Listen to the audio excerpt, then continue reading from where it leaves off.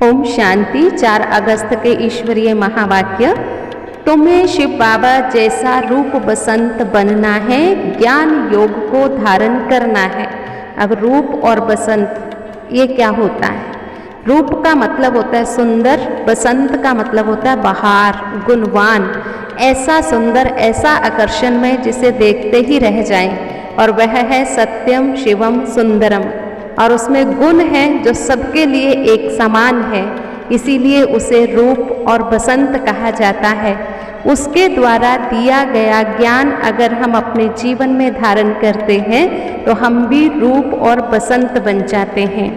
दूसरी most important बात जो बाबा ने समझाई कि जब भी किसी को ज्ञान सुनाओ तो सामने वाले को देखो कि उसे क्या चाहिए। मान लीजिए कोई ज्ञान सुनना ही नहीं चाहता है और आप जबरदस्ती उसे सुना रहे हैं तो यह भी अच्छी बात नहीं है। उसे और कोई अच्छी बात सुना दें जो इसकी इच्छा है। मान लो वो ध्यान करना चाहता है तो उसको ध्यान कैसे करना है वो आप बड़ा इजी वे में, आसानी वाले ढंग से उसे सिखाएं। और कोई ध्यान भी नहीं करना चाहता, ज्ञान भी नहीं सुनना चाहता, लेकिन सेवा में सहयोगी बनना चाहता है तो उसे आप कोई भी छोटी मोटी सेवा करवा सकते हैं। कहने का भाव पात्र देख कर के ही आपको सेवा करनी है। दूसरी बात, परमात्मा कहते देखो तुमने भक्ति मार्ग में बहुत माथे टेके, पांव पड़े, दर दर भटके। अब मैं तो निराकार हूँ, ज्योति बिंदु हूँ, अभोक्ता हूँ, अकर्ता हूँ, असोचता हूँ, तो मेरे लिए तुम्हें पांव पड़ने की कोई ज़रूरत नहीं है। मैं तो तुम बच्चों को भी नमस्कार करता हूँ, तुम्हें मेरे पांव पड़ने की ज़रूरत नहीं है।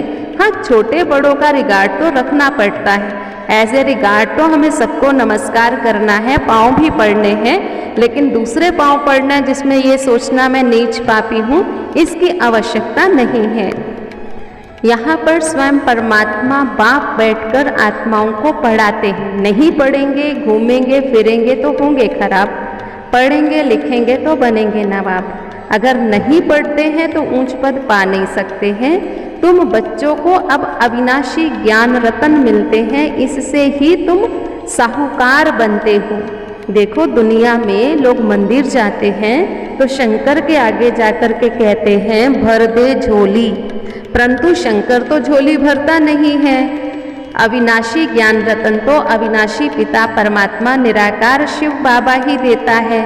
ये बाबा के द्वारा दिया गया ज्ञान रतन एक एक रतन लाखों रुपयों का है जो तुम्हें धारण करना है और दूसरों को दान भी करना है।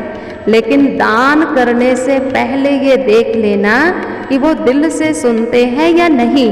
नहीं तो तुम अपना टाइम वेस्ट नहीं करो, तुम शिव बाबा को याद करो। जितना हम योग में रहेंगे, ज्ञान को धारण करेंगे, उतना ही हम बाप समान बन जाएंगे। दुनिया में देखो शिव बाबा की कितनी महिमा गाते हैं, गीत गाते रहते हैं, जय विश्वनाथ गंगा।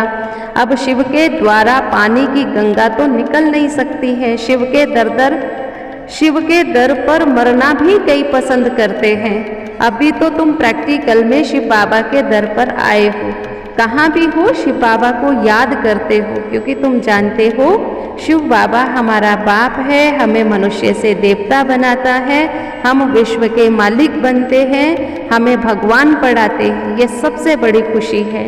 राजयोग और ज्ञान से राजाओं का राजा हम ही बनते हैं, नर से नारायण, नारी से लक्ष्मी हम ही बनते हैं।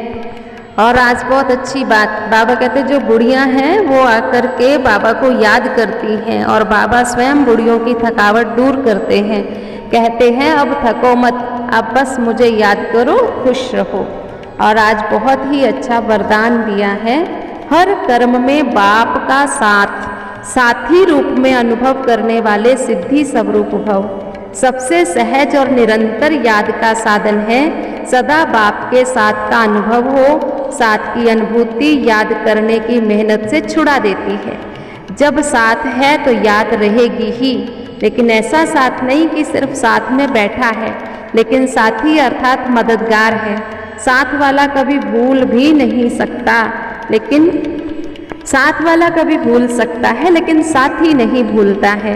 तो हर कर्म में बाबा ऐसा साथी है जो मुश्किल को भी सहज करने वाला है।